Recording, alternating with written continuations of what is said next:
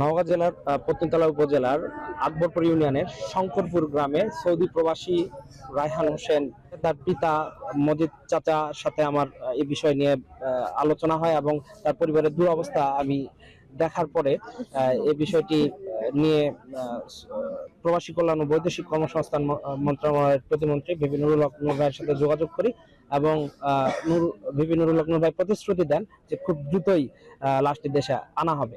এই পরিপ্রেক্ষিতে গতকাল সোমবার লাশটি আমরা বিমানবন্দর থেকে বুঝে পাই এবং পরিবারের কাছে হস্তান্তর শেষে আজকে দাফন কাফন সম্পন্ন হয়েছে।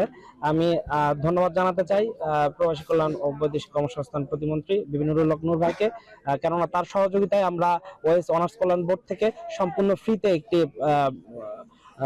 লাশবাহী ফ্রিজার গাড়ি পেয়েছিলাম এবং পরিবার দাফন কাফনের জন্য 35,000 টাকা এবং আরো যে আনুষঙ্গিক যে সুবিধাগুলো বর্তমান সরকার দিচ্ছে সেগুলো নিশ্চিত করার নিশ্চয়তা দিয়েছেন বিভিন্ন লোক ভাই। আসসালামু আলাইকুম। আমার ছেলেকে এই যে দেশে আনতে পারেছি, মহামান্য মন্ত্রী মহোদয়কে অনেক শুভেচ্ছা ও ধন্যবাদ এবং আমাদের প্রতিবাসী যারা ছিল তারা পূর্ণ সহযোগিতা করেছে, তাদেরকেও ধন্যবাদ জানাই।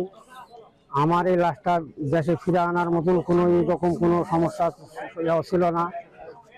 আমি লাশটা দেশে নিজে দাপন করতে পেরেছি, এটাই মহামান্য মন্ত্রীর কাছে আমার আসল আবেদন ছিল, সেটা করতে পেরেছি। এই জন্যই তাকে মন্ত্রী মহোদয়কে আমার অনেক ধন্যবাদ।